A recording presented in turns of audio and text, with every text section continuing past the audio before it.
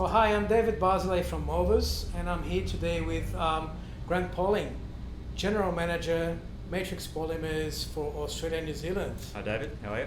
I'm doing great. How are you, Grant? Great, thank you. Fantastic. Grant, if you don't mind, tell us a bit about what Matrix Polymers do. So we are in the business of supply to the rotational moulding industry.